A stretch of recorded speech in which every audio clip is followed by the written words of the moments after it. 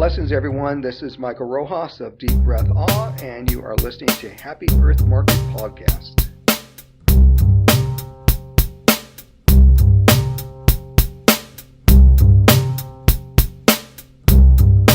Here we go.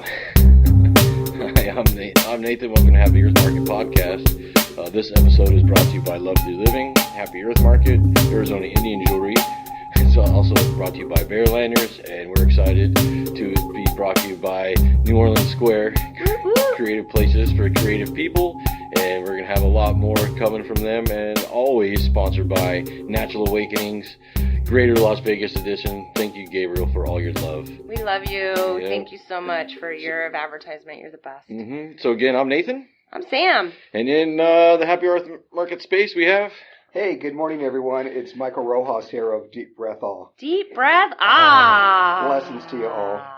Deep breath off. So we know you, so let's start from the beginning. So explain who you are a little bit. Welcome everyone listening in this moment, because we're always in this moment. So let's be present with that first and give gratitude for being able to share in this moment. Again, I am Michael Rojas, and at least that's my human name. Right? and it's important that we laugh. So I'm glad that Nate's laughing and Sam's laughing, because it's important that we do that. We don't do enough laughing. We don't have enough playfulness in our life. For sure. And so that's one of the things I do is just guide people, support people, love people into being present and being in the moment, and filling these moments with love. And it's interesting because folks will approach me and they'll say, well, I want to have more peace, more love, more joy, more bliss in my life. And my response is those are actual byproducts. And they're byproducts because if we're doing our work, if we're doing our inner work, those things then start to manifest in our experience. They come naturally. Yeah. Right? So the work is us. So many of us have JOBs, but that's an 8 to 5 gig, right? Here in Vegas, it could be any kind of hours because of the casinos, right? Like 5 to 2 kind of stuff. Oh, it's horrible. Crazy hours. Yeah. I like the 5 a.m. to 2. Right. So there's those JOBs, but then the work is us, and the work is what are we doing in our consciousness, in our acknowledgement of who we are, and most importantly, who we think we are. Right? We all run around with these different identities, and they're identities that have been fed to us. And so it's important that we are always doing our inner work so that we are breaking free of these identities, because these identities are beliefs, and these beliefs are actually limiting us from stepping into who and what we truly are. To our best potential self. To our best potential self. And so that's what Deep Breath Ahhh is. It's a sacred study center, enabling people to find space within themselves where they can release and they can fill those spaces with love and light. And so we do it different ways, right? It's we use different modalities. There's no one fixed way to do anything. That's why we see so many religions. That's why we see so many modalities, because it's all access points into source. Sure. And so that's what we do. What we do though is we take ancient studies, right? And so Tantra, Buddhism, Hinduism, shamanism, and those end up being our foundations, our roots. And we use those then to tap in and understand what we are. So was this always your path, or was there a moment? Or well, you know what, it has been. So like many of us, that people will start sharing their stories, and so myself, like many others, when I was young, I was aware of it, and it was trippy now to reflect back on it of how I was connected and accessing source. But like most of us. So as a child, we all come in completely open, completely source connected. Yeah, absolutely. And life has a way of dimming our light. It really does. And that's where that's the parents beliefs. and society. The parents and society. Ruin kids. Right. Right. And it's because they're putting their beliefs on, and it's not that they are intentional, but they think that they're protecting us and guiding us. But what they're really doing is that they are putting on their experience and their beliefs. And so that causes us then to dim our lights. And myself, like many others, when we come into environments where we're not supported to maintain the brightness of our lights, we then start to self shut it down. Yeah. Right? Because it's like, oh, I'm not in a safe environment. Oh, I can't say this. I can't do that. I'm going to get my ass kicked. Right? Literally. And the education system doesn't help. And the education system does not help at all, and it's actually becoming much worse. And so, they really want kids to fit in this box. Right. No creativity. If you don't fit this box, we have a medication for that. Yeah, and it's kind of a bummer. And so that in itself is a whole subject, right? Because you can really look at schools now and see how they are simply preparing people for incarceration.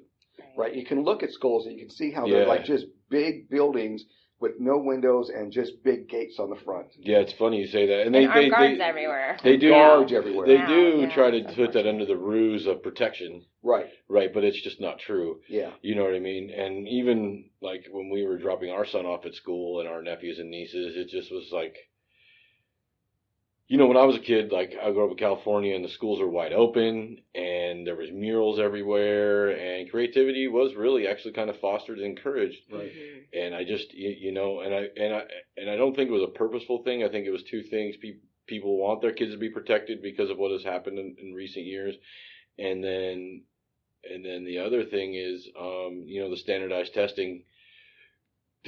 testing creating a monetary system that you only get money based on your standardized testing. So anyways, I kind of digress. Well, and that's what eliminates the budgets for the arts in all of these schools, which is all the things that foster creativity in kids. So it is a big money ugly cycle, and it is, I think anyways, just to generate more revenue for the school districts in other ways. Right. And if you think about it, it's really interesting because it's creative expression that allows new expressions to blossom, new ways of showing up in the world, bringing us new technologies, new ways of improving life. Well, fostering imagination is, you know, it's like something we, as adults, we are not allowed to use our imagination because if we are, we're considered weirdos or something, you know, and it's so sad because that's part of our nature as humans. Yeah. So it's a gift we have, this imagination thing. It's so cool to have that. Right. So it is funny you say that because I always tell people, okay, so we've either, those of us that are sitting here right now, at some point in time, we've been identified as the weirdo of the family, the black sheep of the family,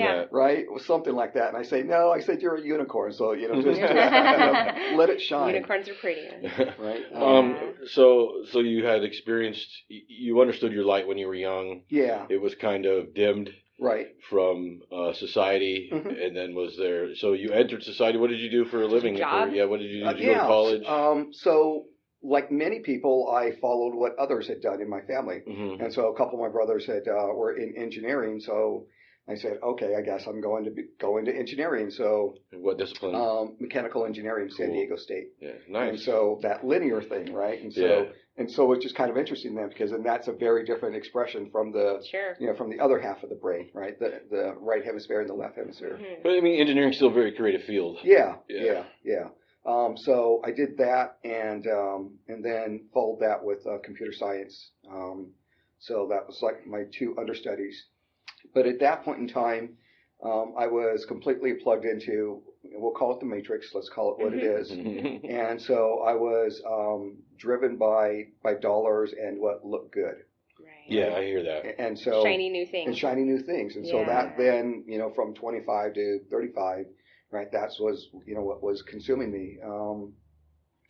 And then from there I switched into, because when I was in the design world, the computer science world, it was then the access point for me into technology, into software companies. And so then I migrated into software companies and migrated into marketing. Wow. So my postgrad's in marketing. So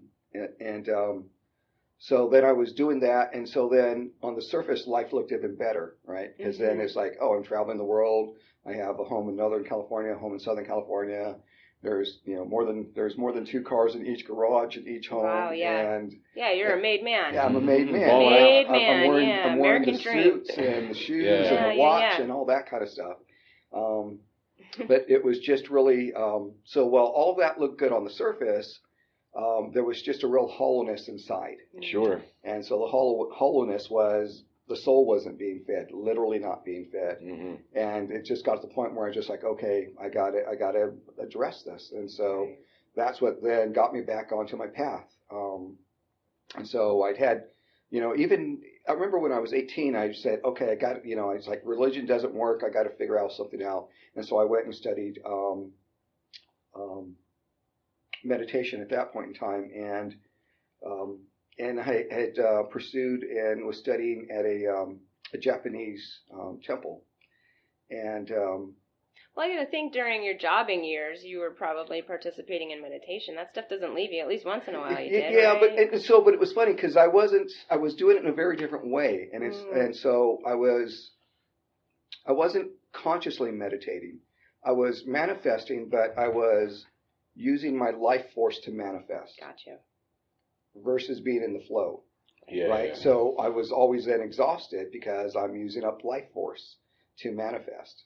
Right? And so that was part of it as well. I'm just going, holy shit. I have a problem with that now, Michael. Yeah. We should work on that. Oh, my goodness. Yeah. It's hard not to force things. It's hard. Yeah. Well, and there's a great book, David Wilkins, everyone, Power versus Force. It's a great book. And it's really important that we learn how to be in the flow and work with the force instead of trying to will our way through. Because when we're trying to will our way through, we'll have some level of success. Mm-hmm. But it's painful and it's ugly and it's hard and it's exhausting. Yeah. And we never truly accomplish because we're trying to force it. And trying to will our way through. So, everyone, we have free will, which is a beautiful thing. It's also can cause us some real issues. It's also a curse. You can say it. It's a curse because our ego gets in the way. Yeah, I try to plan things, but not force. Yeah. You know what I mean? Like I plan it to the best of my ability, but how it turns out is not up to me. And that's exactly what we want to do. Mm-hmm. And that's such a huge lesson. It's like, okay, so here's the direction we're going in. Yeah. And whatever turns we make along the way, whatever stops we make along the way, it's okay. And it's important that we can learn to be okay with that. Right. Yeah, it's difficult. It's difficult, right? Mm-hmm. And so it's really interesting when you then are working in collaboration with others, when they're fixated on it has to be a certain way. Yeah. Well, expectations always lead to disappointment. I've never. So two things I'm always I've working with. I've never had anything meet my expectations. So two things I'm always working with on folks are expectations and assumptions. Sure. Mm-hmm. Killers, absolute killers, man. So it's important that we can. That's part of our inner work, right? That we're working on, where we have expectations of self, expectations of others, assumptions about self, assumptions about others, because they will let us down. Well, your assumptions about others are your assumptions of yourself. Absolutely. Not that I'm a big disciple of his or anything, but the one Deepak Chopra book I did read, he talked about that everybody's a reflection of you and the different levels of the rose petal and all these things. And I just think that one piece of the book really resonated with me because it allowed me to lose some of my judgment. Yeah. And so it's what I call triggers. So when we are out and about with society, I call us that we bump into other people, other human expressions, right? Because we are source. So let's acknowledge that first. And we just happen to be in these vessels, these skin suits that we call humans. Mm-hmm. So when we're out and about and we're bumping into other humans, when we bump into another human and there's something that is bothering us by what they say or do, what that really is, that's something that's out of alignment within us. Sure. So again, we're energy, right? We haven't talked about that yet, but we're energy. And so that thing that's causing us discomfort is because there's energy within us that's not part of our divine energy. Sure. And so that's part of our inner work too, that we acknowledge when, rather than being pissed at another, that we just go, oh, interesting, I'm being triggered. Why am I being triggered? And then we investigate that. We analyze that. We start doing that inner work because then that in itself has its own thread of its past and its point of origin. And that's how we clear out all of that. So, part of the Hawaiian study is Ho'oponopono, right? And so they talk about Akka chords. And so you can think about samsara and karma and what all this is. This is energy. And so part of our work, if we choose, it's like clearing out all of these energy strings because all these energy strings have a point of origin and we have a relationship to an experience. And if we are not in a objective state of those experiences, then we have a relationship that's out of whack to that experience. And then that's when we then start feeling, mad and guilty and shame and blame and all the other bullshit. Yeah. Right. The things that cause mental illness. Right. Well, yeah, and so we can look at it, right? So it's not only mental, but it's physical, right? It's emotional, and it's because there's shit that we haven't addressed, and we would sooner blame others than address our own shit. I found. Oh, sorry. Well, as I say, one of the biggest freedoms for myself has been, I don't have any business or even thought process to tell somebody how to be, live, or do. Right. You know what I mean? Right. And that really has just freed me up so much. Right. You know what I mean? Especially being here in a Happy Earth Market, and people assume that we have a certain political agenda and stuff like that, and it's just not true. And but allowing you just be, man, be. Right. It's so been fun. super freeing that all point of views are equally valid and fun to listen to, because this place, and I've said it over and over again in the last couple of months, it's the education I didn't know I wanted. Right. You know what I mean? Right. Absolutely. And it's just been an amazing journey so far. And I'm, Yeah. Because people are amazing. No, I was gonna kind of bring up the point that it seems strange to me, or not strange, but I feel like religion has really, in maybe the last decade or so, has really twisted things where people have now disassociated themselves so far away from spirituality of any kind because of religion itself has tarnished spirituality. Right. And I know that there's a lot of weird, there's all kinds of people shouldn't use the term spiritual versus religious, but there is, people understand what I'm saying, I think. When people say spiritual versus religious, they know what that means. Sure. And yeah, there is a distinguishing identity between the two, and just connecting to yourself, which is spiritual, I think. And and this might trigger some people, right? But if we look at religion is truly a crystallized dogma at this point, right? It's very much of like, thou shalt do this, and if you don't, then thou be damned. And it's like, okay, so where's the love in that? Right. And so you have a God now that if I don't do what it tells me to do is going to, punish me. Okay. Yeah. So, I'm not a proponent of that. Well, sometimes people really do need to be swayed and sometimes forced into believing in something or following something. Yeah. So, like for religion, they always talk about this after our life. Thing. Like after this moment that we were just talking about, this very thing that only exists right now,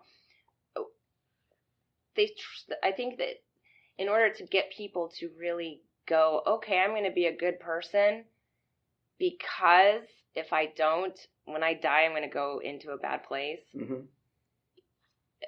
It really does take away from this present moment of being alive right now and be here. Right. And well, and that's because you're focused on the future of after you're alive. Right. And so what is that then? That's worry. Yeah. Right? So then you're projecting into the future instead of being present in the moment. Yeah, totally. Right? So now if you look at fear, right, it's the same thing, right? It's like projecting.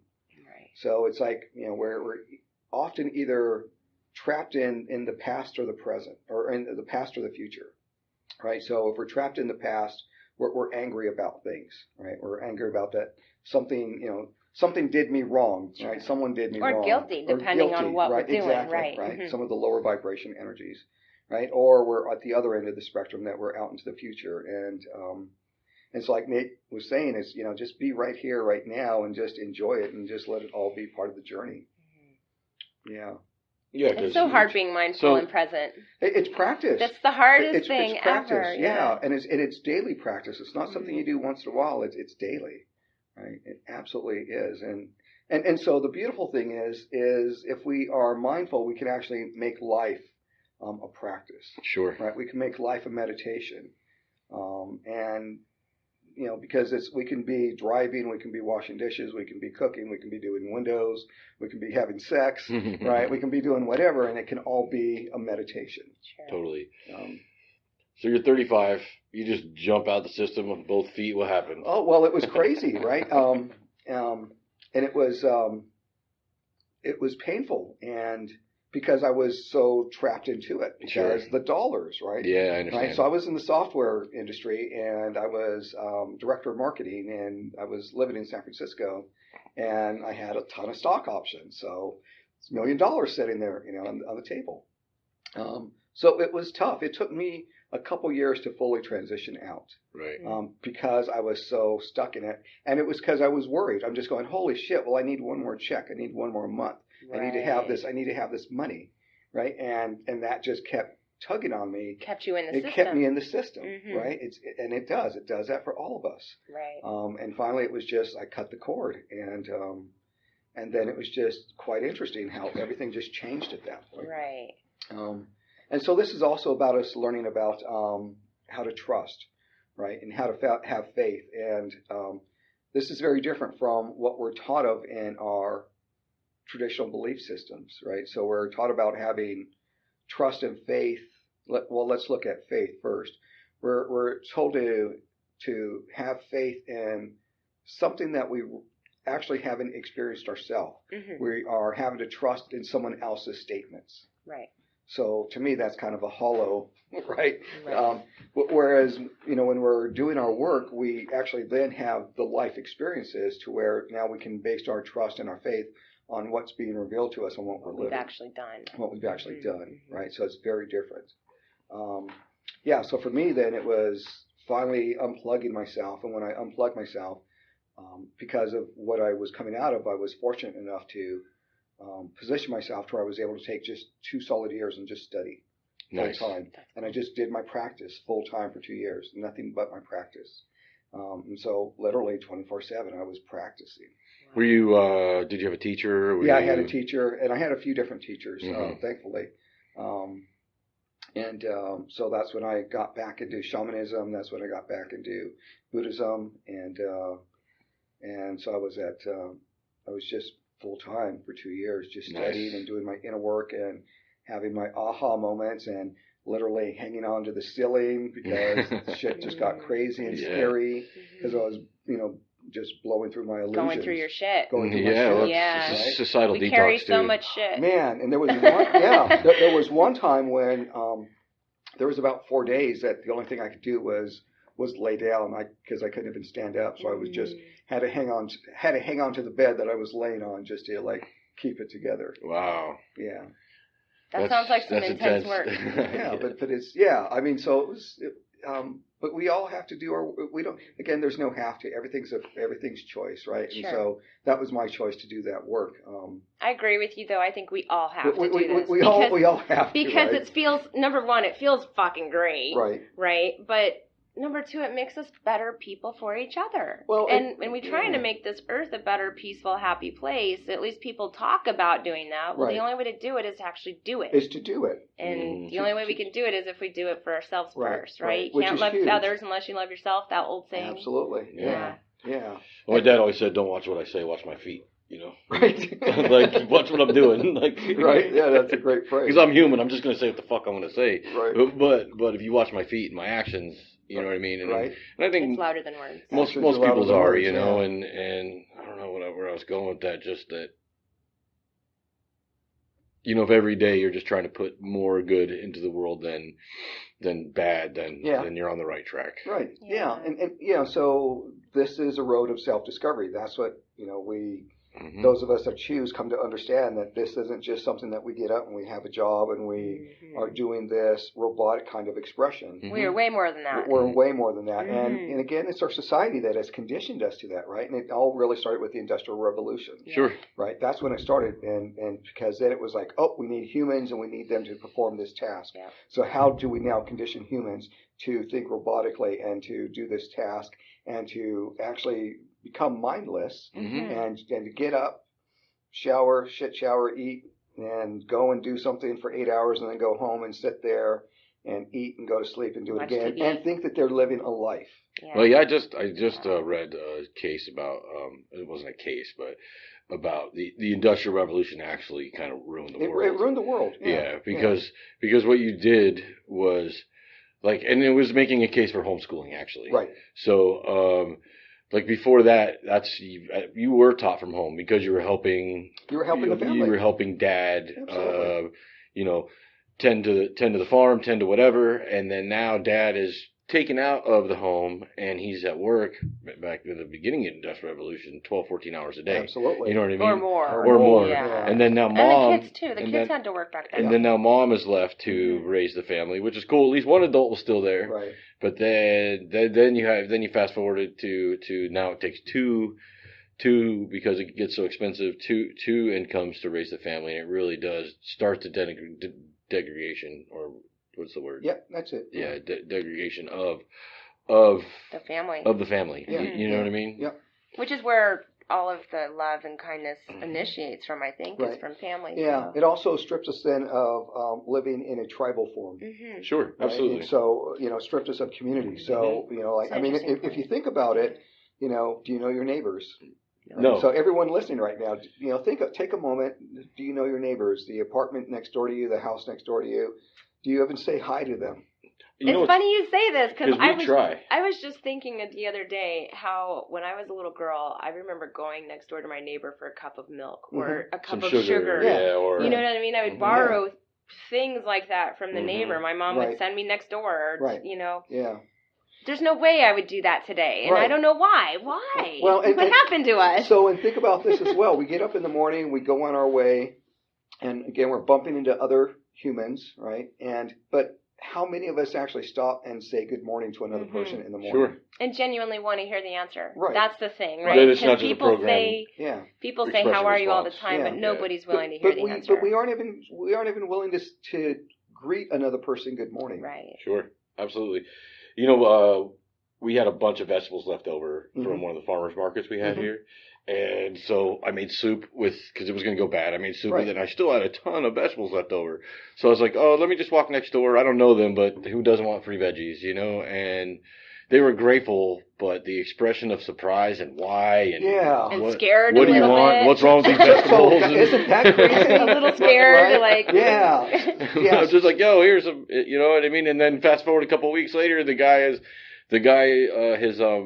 car's flat in front of my house. I'm like, hey, can I help you? And he did not want any help. Just no, get away from me. And it was just very strange, the whole reaction. It's a trip, right? And so one of the things as we're doing our work, we also learn about showing up and being in service. That's a big part of our self-identity. And being in service is that we are plugging into learning our life purpose. And so our life purpose is then what we share into the world, which again has been diminished because of the Industrial Revolution of I need you to fit in this box and do this. Screw your purpose. Forget that shit. Yeah, well, you need to turn this wrench. Right? So, but when we show up to be in service, we're then always, showing up and support of others. And so it's funny that you say that, Nate, because I just go and do things and people always think that there's some motive behind it. And it's like, that's funny. And it's like, I'm just doing my thing. The motive behind it is your happiness and your peace. The motive it brings you happiness. The motive behind it is that I'm giving. Yeah. Right? I'm gifting love. I'm gifting time. I'm gifting energy. And, it's like, that's my, so if you're going to look at a motive, that's my motive. Right. There's a lot of people, and this is a common thing within the, let's call it the charity society. Oh, it's so corrupt. No, that's not what I'm saying. That a lot of people are supporting X so that you'll support Y. Right. You know what I mean? They're not supporting X because they want to be of service, and I just think that's a bummer. Yeah. I'm always so sad about that. Like, come on, let's just do it, man. Let's be happy to do this. Not we'll support this because you're going to support that. Well, see, that goes into conditioning, right? So conditions. And it's like, oh, well, I'll do this, and I have this expectation that by me doing this, I'm going to get this out of it, or this person, this organization is going to owe me that. Right. Right, which is part of the issue again with assumptions and expectations, right? Where people go ahead. And that's why very few people actually express love.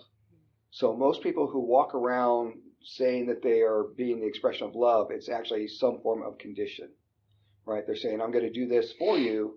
And they won't necessarily say it aloud, but it's like, oh, I'm going to love you. I'm going to love you in this way because then I want you to love me back in this way. Yeah, sometime later it's going to come back to me. There's always something. It's like, I get trapped in that sometimes. I'm doing this and now you owe me this. Yeah. Right? I have definitely been trapped in that a lot of times. Yeah, well, that's because we've been conditioned that humans. way. Yeah. We're humans, right? And so that's part of our work as well, to come to this realization of just pure love. has no expectations, has no conditions. You're just showing up and you bring the expression of love. And I've been trapped in that a ton of times. Where we did all this support for you. Where were you guys for us? Yeah. You know what I mean? And I have been it's like that built guy. up resentment. Yeah. Oh yeah. And we do that, right? And so that's actually a good thing, because then it's like, oh man, what, that's part of my shit that I got to work on. Yeah, exactly. Right. And so then we get to clear that out, and then most importantly, we then get to see, okay, well, if the situation was repeat itself, would I do the same thing again? Right. Right. And so then we get to like really be honest with ourselves and go, okay, well, maybe I would, maybe I wouldn't. Mm-hmm. Right. And we might, because again, we're just being love, or we might not because of it really not being in the best interest of the other party or of the entire situation. Mm-hmm. Right. So we get to start then using discretion and discernment. And creating boundaries. And creating boundaries, which is something else we don't do, right? Of having healthy boundaries in place, of saying yes and saying no, and that no is a full sentence. Mm-hmm. We just, it's important to do that. And the reason we don't say no is because, we want them to like us. We want to feel as though we're being helpful. And it's like, again, just stories in our head, part of our beliefs, part of the bullshit for us to clear out. Mm-hmm. Right? And it's also, you really do. You can only put so much stuff on your plate. Absolutely. You know what I mean? So sometimes that boundary is, I can't help you in 100%, even if I was to show up. Right. You know what I mean? Because I have 50,000 other things to do, so it's not fair for me. Yeah. You know what I mean? For you to expect me to be there or a person to be there, then you just can't help. Yeah. Yeah, so one of my favorite books that I do study groups on is The Four Agreements of Don Miguel Ruiz. Mm-hmm. And so one of them is, make no assumptions, and make no excuses, and showing up, and it's just so important, because it's like, how are we showing up? Yeah, exactly. Right. It's like, are we showing up? If we're going to show up, then let's fully show up 100% and be there. Right. Which again takes us back to being in the moment. Yeah, and I'm guilty of this. Like a lot of showing up, especially for good causes. I was like showing up to take a picture. Yeah. You know what I mean? Right. So it's right. So then when you can look at that, how genuine is that? It's not. There's a motive behind it. Yeah, there's a motive. Oh, well, yeah, I was here. You know what I mean? Right. I take that picture. Right. But now, and this is just me, now most things that I do now, I don't even take a picture. Yeah. I don't even say I was there. That's just because there's no need for it anymore. Yeah. I know when we were first starting out with the, helping homeless folks, that we were very public about it because we were trying to inspire people to do it too. Mm-hmm. But now it's like, we do it all the time, and I just don't have time to talk about it. I just don't, and I don't care to either, because it's like I'm doing my work and it doesn't matter, because you can inspire all you want. Right. People are talkers and people are doers. Right. Yeah. Mm-hmm. And they're going to do what they're going to do. Right. Yeah. And it's just part of showing up and being in service, and we do it because it's what's for the well good, right? It's not because we're trying to, get the stars. Well, I know when we started, I know me personally, every person I help, every person I hug and put a smile on their face, it brings me joy. Absolutely. It pulls me out of my little depressed hole that I'm always constantly living in, and it pulls me right out, and I feel good. Yeah. And so at that point, it's like, okay, well, that's the euphoric, happy thing. I'm going to continue to feel that way because it feels better than being depressed. Right. Became a habit, and now that's just who I am. I am a loving person who loves everybody. Yeah. Mm-hmm. And it's an easy practice it's a hard practice to start, but once you start making a habit of your practice, then it's just a habit, and you are not even thinking about it. It's just who you are. Yep. So how I call that is like living your practice. Right. Right, and it's not something you do once in a while. It just becomes life. Just who you are. Absolutely. It just becomes life. Yeah, watch my feet. Right. It's great. It's great. It's so much easier to be a loving person than a hateful, resentful person. I know Well, it takes less energy. My own experience. It really does. Used to be a horrible person. I was an awful human being. It takes less energy, right? Now it's so easy. And it's so funny because you can look at that and apply it to anything. So here's something that's going to twist people. It takes more effort to be poor than it does to be rich. Absolutely. Yeah. And yet, agreed. And yet, so many of us are, get stuck on, on lack, and it's like, holy smokes! Again, being in the flow, attachment, right? Mm-hmm. So being in the flow. If we are in the flow, there's always abundance. There's always prosperity. Mm-hmm. But, I'd like to talk about that word for a second, abundance. Yeah. Because it took me a long time to recognize that abundance doesn't necessarily mean money. Exactly. Or things. Yeah, or things. Or things, yeah. Abundance can mean money, right. can mean things, but it doesn't have to. Right. And abundance can mean lots and lots of Absolutely. other things. You know what I mean?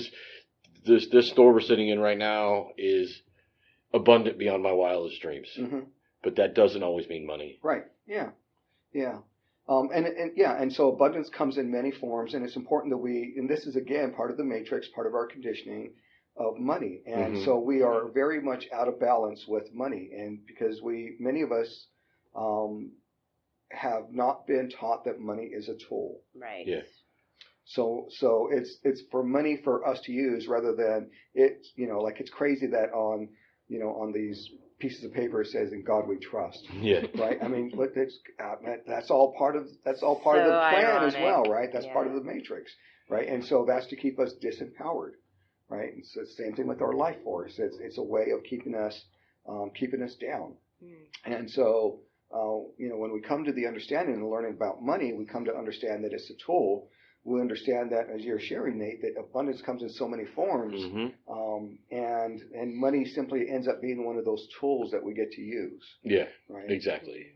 It's huge. And we see money more as I don't know, man. Like,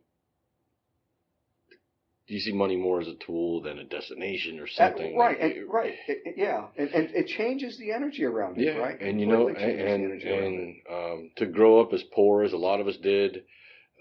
You really do get fixated on having money. I need more money. Yeah, I need more money. You know what I mean? And then, but then, like another thing that is failed to do is teaching your kids how to deal with money. Because I wasn't. Yeah. It was like, here, you're in the world now. Figure out how to fucking pay bills. But this is really interesting, though, right? Because I grew up. There was 6 of us, mm-hmm. and my dad worked for the railroad. We lived in Wyoming. Nice. And so, in a lot of ways, I can look back and say that we, from a paper perspective, it was as if though we were poor. Right. But we weren't. We weren't poor in any form because we had a home, we had clothing, we had food, right? There was love. Again, even though it was conditional love because the parents didn't know any better, right? But there really wasn't any poverty. We really weren't poor, even though on paper it would have looked poor. Mm-hmm. Sure. Mm-hmm. Right. And so it's interesting how that happens to us. Again, it's just all part of our conditioning. Absolutely. And comparing yourself to others. Right. But the Joneses, keeping up with the Joneses. Yeah. Again, that's part of the system, part of the program. It's funny you say you're from Wyoming Railroad. That's my great grandfather. Yeah. Wyoming Railroad. Yep. Union Pacific Railroad. Yep. So, yep. That's awesome. Yeah.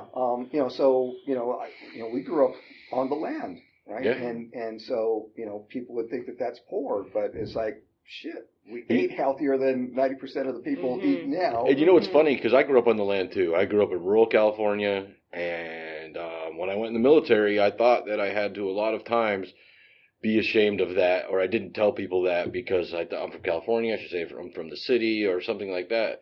You know what I mean? I really did. Like, I never wanted to tell people, the town I grew up in was like 3,000 people, and I knew every single person in the town. I thought that was something to be ashamed of. Right. It's actually really cool, and I'd like to go back to that, please. Yeah. Right? Yeah. Right? But then, like, I don't know, the town, it makes me sad even talking about my hometown because it's gone.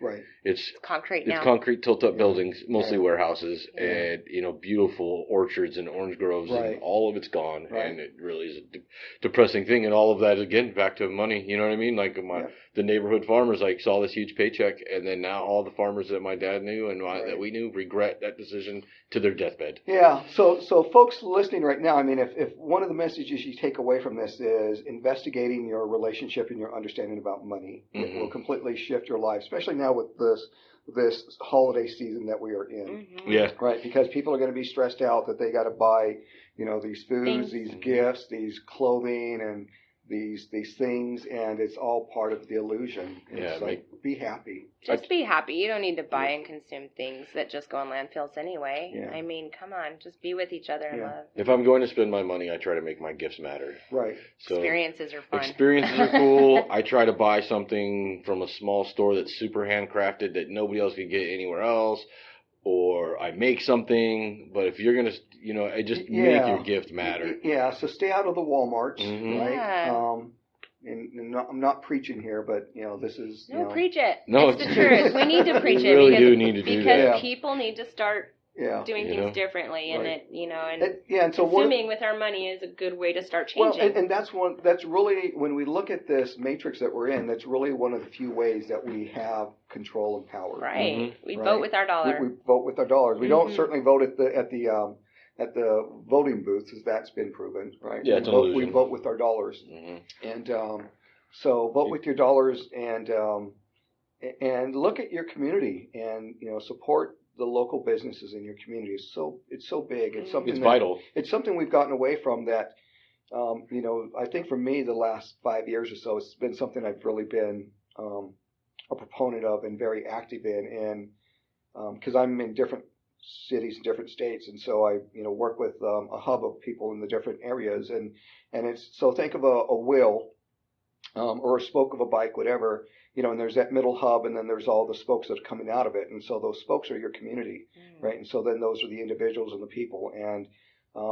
this is also a way of how we are having an impact on the environment, right? So you buy local, you grow local, you shop local, you do everything local, right? And so stay away from the stuff that's being trucked in, boated in, and created by slaves across the literally. world. It's sad. That was part of why I got out of the life that I was in too, because where I was at, I was some of my clients were some big corporations, and unethical, and I actually saw part of that, and so I saw how they were, and they still are to this day, right? How they were working in other countries. And so that was a big part of for me of my personal stance of can't be part of this. Yeah, it's a tough decision. It really is. You know what I mean? Yeah, and there's a book that came out just at that same time, and it's called Confessions of an Economical Hitman. And I like the title. Right, and it was great because this was a guy who was, who was working at really if we look at it from this human perspective, the top tier of the money. And so he was having, substantial impacts on the economics of countries. Yeah. And so he saw how what he was doing was having impacts on people and enslavement around the world. Well, it's crazy how those corporations enslave countries. Right. And so reading his book and what my personal experience was just one of the key factors of me just going, okay, I just can't continue to operate this way and do this. Yeah. It's easy. It's easy once you start learning how the infrastructure of big corporations work. You're like, I don't think I want to give you any money anymore because that's gross. And it really is a falsehood. Well, I'm just one person. Yeah. Well, and if we look at a corporation, it's simply a hollow entity, and it exists because of our energies. Right. So if we weren't there, it wouldn't exist. Right. No, it has no. It hasn't. Yeah. Right. We manifested it. Right. Even though now we have, from a legal perspective, a political perspective, we've actually identified a corporation as a person. Yeah, that's which is absolutely insane, right? If that's not the one thing you need to tell somebody to change their mind, I don't know what is. Right. You know what I mean? Right. I mean, nobody cared when it happened, though. So, it doesn't really matter. The Supreme Court, that's the one thing, because you could talk about all of the different security things and all of the different freedoms that have been slowly stripped away. But if that's not the one thing that lets you know that they're on their side and not ours, it's insanity. Right. You know what I mean? Yeah. And they really are. And I'm not saying that most business owners in general aren't good people. I don't even know what to say. It's just that's not the one thing to tell you that you need to spend your dollar differently. Yeah. So I still, I'm still active in the business world because of my business background. So I work with small businesses, providing them branding and business development and marketing and that kind of stuff. But what I do now is it's businesses and individuals that look at three things. They're looking at the impact they're having in the environment. They're looking at the product or the service that they're offering into the world, that it's done with purpose and intention, right? And that they themselves are also living what I call in alignment, right? So there's integrity there.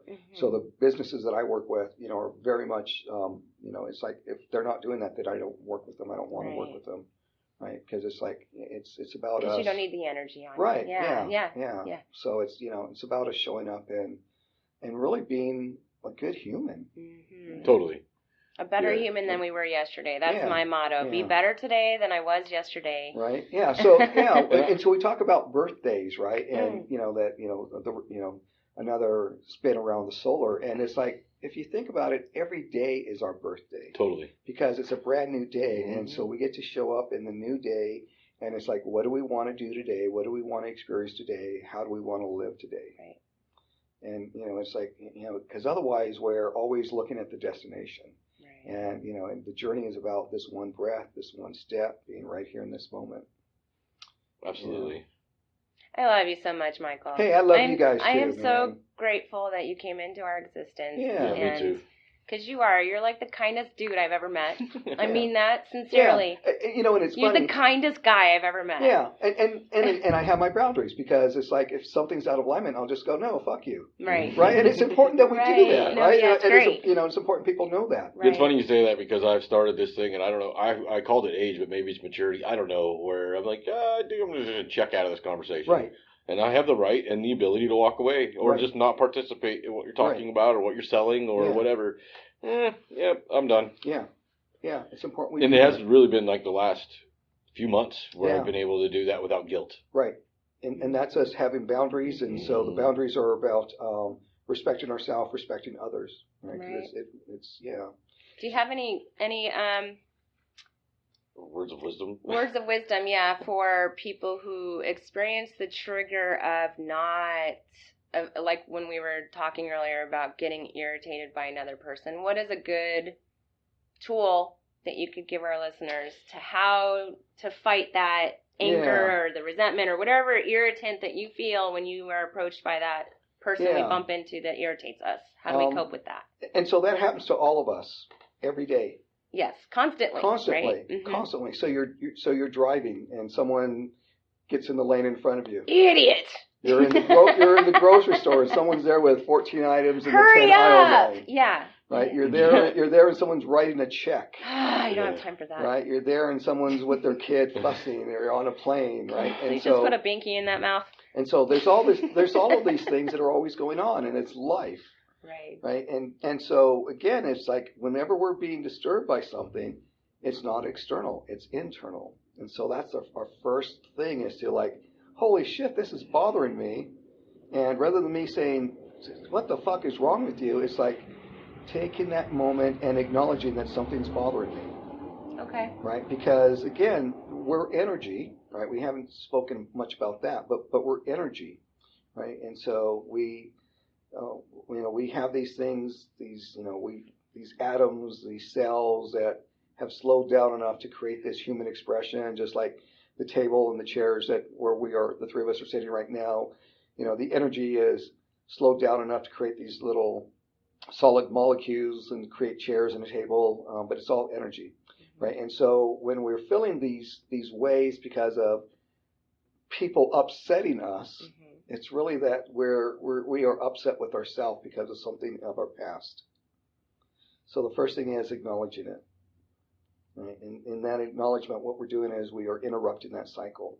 So just being aware that this person's annoying me. Right. And it's like, oh. Then do we ask the question, why are they? Then we ask the question, why? Right? Why is this person annoying me? Right. And then we discover that it's really not that person, but it's that perception of that situation that's upsetting us. And that perception of that situation is really something within us from some part of our past. Versus the person that's annoying us. Versus the person. So, and then at that point, we can take the person and take away the annoyance and just see them as a person that we relate to. Yeah, because everything's a mirror. Mm-hmm. Right? It's a mirror, mirror, mirror. There's a couple good books out on that, too. There's another good book, Crystal Mirror. How do you find time to read all these books? I just do, right? And it's funny because I just make time. Yeah. And so here's something I'm going to kind of segue.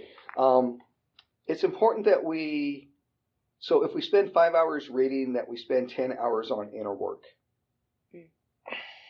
As crazy as that sounds.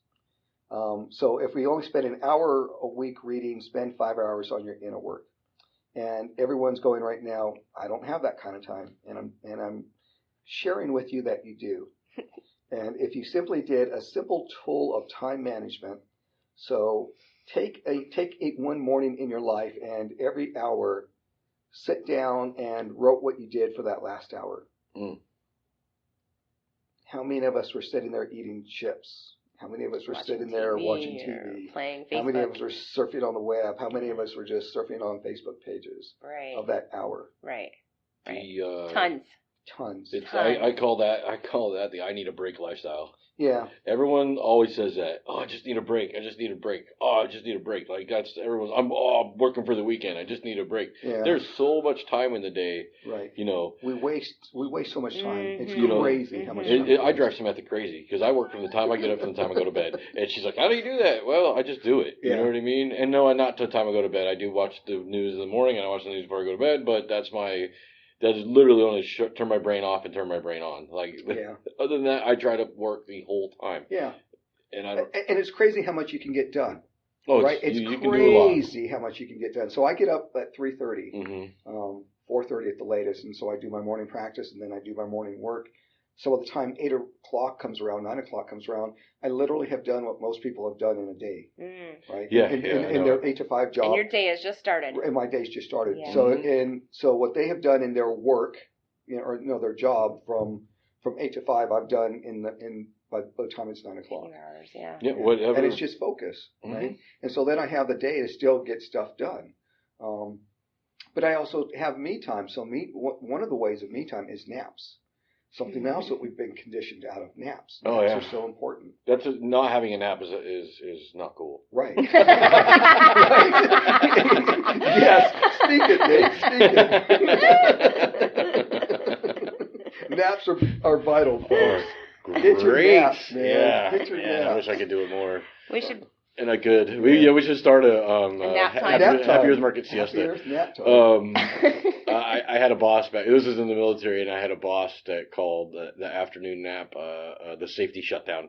Very cool. He would because you get an hour and a half in the military, so from 12:30 to 1 o'clock he would sleep. Cool. But the funny part about the safety shutdown, it was for your safety. Right. Exactly. Right. You want me to get no sleep. You want me to get to sleep, and you will leave me the F alone, or it will not be good for you guys. But that's so true. Yeah. That really is true. It really is. Yeah. Yeah, I really am happy that you took the time to talk with us. Yeah. And this is an amazing turn of events for the morning. And just flow with shit. Just flow. Just go. Man, just flow. You know what I mean? Like, be like the grass. Be like water. Just go with it, because it'll be so much. Just going with it is so much easier on your constitution. Right. You know what I mean? Instead of fighting against traffic, go with traffic. Yeah. You know what I mean? Because that is one of the things I do practice constantly, and it kind of drives my wife nuts, is I try to just go with traffic. Yeah. I get in the fast lane, and I stay with that person in front of me, whoever that may be, and I don't pass very much. Yeah. And that's not the person I used to be. You know what I mean? Zigzag. Yeah. You know what I mean? And on my motorcycle, it's a little different because I have safety concerns. Right. But in the car, I just go with it. And it seems to be so much easier on myself to do that. Absolutely. Yeah. Calmer. It's so much easier. Yeah, and it does, and that's also the illusion of time, right? Because otherwise, then we're stressed about gotta get there. Yep. So let me just chill. I had a guy tell me, I'm gonna get there when I get there. You want to practice meditation on the road or practice meditation, get in the slow lane and don't move. Right. And don't get upset. Yeah. Let the people merge in and out, and just stay in the slow lane and don't move. Right. And if that person's doing 45, okay.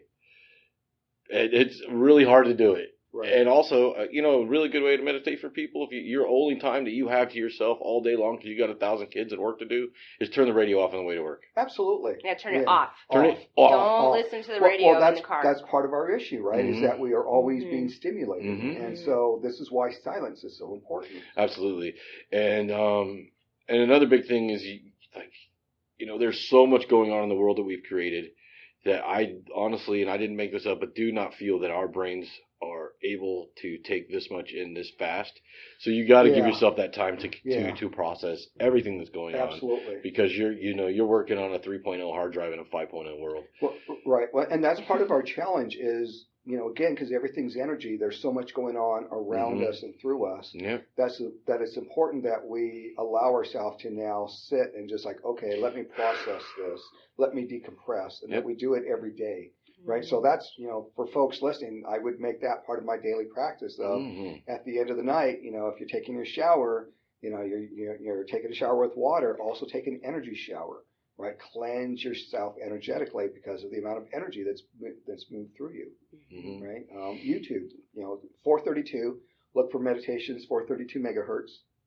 Listen to that for 10 minutes, cleanse yourself energetically. That's why sound baths are great, right? So you guys have, who comes in on Mondays? Vegas Drive, Ashley does. Ashley does, yep, and then we have Eric Brown who comes in, does Ascension Yoga meditation, and we just had a Buddhist monk. We had a Buddhist monk in here, Blue Lotus Yoga. What's his name?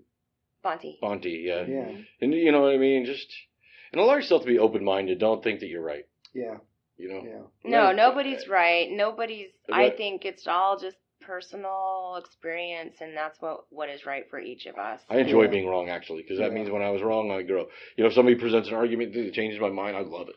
Yeah. Well, and so here's a challenge for many of us is that we grow up and live in one city, one state, and we become even more fixated on our orientation of what we think is life. Sure. Right, because that's all we know. Because that's all we know, and it's so important that we get out and that we see different cultures, that we see different religions, that we allow ourselves to have different experiences because it just opens up our world. Right. It's just huge. It's funny you said nobody was poor earlier because, until you've gone to some other place where you see actual true poverty, not that it doesn't exist here, because you can go down to the Mission in Las Vegas and see true poverty, or you can go to Skid Row in LA and see true poverty. But when you go to a country and that's most of it, that's true poverty. Right, like India. You know what I mean? India or parts of Iraq or parts of, what I mean? When you see true poverty, it's another, you're like, I had no idea. Yeah, it's interesting with India because they've done a lot of studies of that because it's, it's just identified as being such a poor country. But yet people there are very much at peace. And happy. Yeah, absolutely. Happy. And so, they've done some research on this and like the happy factors and like people are actually happier in India than we are here in the States. Right? It's so interesting the way that works. Yeah. Strange. Money doesn't bring happiness, maybe. Exactly. Maybe that's what that means, huh? Money's a tool. A hammer doesn't bring happiness either. Right. Your car doesn't bring happiness. You may people say, oh, I love cars. Well, actually, you love working on them. Right, yeah. Because it's a meditation. Or looking at them. Right. You know what I mean? Or driving. Appreciating it, or appreciating them. I love this or I love that. Well, actually, what you love is, you know what I mean? Right. The attachment. When you dissect it, right, you actually love the meditation of that. Right. Like, I love motorcycles. I love them. You love riding it. But I love the meditation of riding it. Exactly. Because I think so fast that motorcycling or surfing or skateboarding or something like that is the only way that I can focus on the moment. And check it out. Exactly. Because of what? Because I have to focus on the moment. The moment. Yeah, I have to. I have to focus on the moment or I die. Exactly. Right? The moment. Yeah. Yeah. You just meant this like, oh, was it a good meditation on my bike? And one day I finally had to explain to her, look, it's not the kind of meditation you think. I don't get to zone out. Right. There's no zoning out. I have to focus all the time on living. Yeah. And so you're stuck in that moment. You know what I mean? It's like when you drop in on a wave and it's just you and that wave and there's nothing else. You bliss completely out to that's the only thought process of what you're going to do in that wave. It is the closest I've been to whatever nirvana or bliss or heaven or truly connected to something is surfing. Yeah, it's amazing. And it's important that we do that, right? So folks that don't want to go surfing or don't want to ride a motorcycle, right? You can do that with cooking. You can do that with washing dishes. You can do that with water. You can do that with painting, right? It's like just be in the moment and just, as you have that brush and you're dipping it in the paint and putting it on your canvas, just see just that canvas. Yeah. Just be right there. I really don't like when people say, I can't paint. Right? And they'll say that about anything. Right? I like it when people don't, I don't like it when anybody says I can't. Yeah. Because it's like, you can. You might not be great at it, but you can do it. I'm sure you can. Well, anybody that's good at anything spent 10,000 hours or more getting good at it. Right. They weren't born that way. Right. My son, the one thing that I hope he took from his whole childhood is for me was there's no such thing as talent. There's only practice. Right. Absolutely. And I told him that since the day he was born, yeah. because everyone, oh, Michael Jordan's so talented. Really? Did you see how many shots Michael Jordan took after the whole team left? Yeah. You know what I mean? Yeah. There's no talent. It's just how much time you're willing to put into it. You know what I mean? And people if you talk about physical ability, that's another conversation. But how much time you're willing to put into something you want. And that's interesting, right? Because it's not always the person who has the most physical ability. It's the person who has done the most practice. Yeah. Motivation. Right? The motivation. And that's the same thing with us in our life, right? And so it's like, where are you investing your time? Yep. What is your focus? And so make your life your practice. Yeah. People say, he's so good at this, he's so good at that. You just think he just was. But no, you didn't see the 5 hours he was doing it before you got there. And then you spend your 2 hours with him doing it, and then he spends 6 more hours doing it after you leave. Right. You know what I mean? So it really is just how much time are you willing to put into what you want? Right. You know what I mean? Yeah. And that's life. It's like, where are we willing to spend our time consciously versus, channel surfing. Exactly. Or being distracted. Being distracted, right? There's many distractions. Yeah. And we're not to blame for it because, again, this world is set up to distract us, right? That's why there's all these forms of overstimulation. This is why it's so important that we unplug it. Right? So one of the ways that I'm able to read, too, is like I take 24 hours and I just call it my day of silence. So the phone is unplugged, the network is unplugged. That sounds amazing. And and people go, how do you do that? And I just go, people know that, unless it's a life or death situation, right? I can get to it the next day. And if it's a life or death situation, candidly, for me personally, I'm going to tap into it and know that there's something that I need to call someone about. Yeah, exactly. Right? Because and by the way, we're all intuitive. Every one of us is intuitive. So, and so think about it. This is one of the things I love talking about as well is like, we all have our smartphones with a GPS on it. Well, what did our ancestors do before the smartphones? Yeah. They used the internal GPS. They used the elements, right? They used the earth. They used, and that's how they guided themselves. Look at birds. How do they migrate 3,000 miles? Right. Yeah. And that it's 3 generations that does that migration, right? So how are they doing it? It's the internal GPS, and it's by us creating the moments of silence. Well, listening. And listening, and right? Listening to Earth, and and what we're it's all seeking, good. What cool. we're seeking. Well, we're right at an hour, so I think that's awesome. Woo. Michael, thank you so much. Blessings. Love Blessings, you. everyone. Love you. Thank you. Do you? This will air Monday. So, do you have anything you want to plug before that, or Deep breath off? Yeah. Deep breath off. Yeah, just check out Deep Breath Off. So it's AHHH, and so when we breathe in, we breathe out. And it's just important that we use our breath. The breath is something we all have. Breath is our life force. It's the chi, it's the prana, it's source, it's spirit, it's kundalini. It's what's actually moving through us. So without it, we do not exist. Awesome. Thanks everybody for listening. We love you. Have a great day. Love you. Blessings.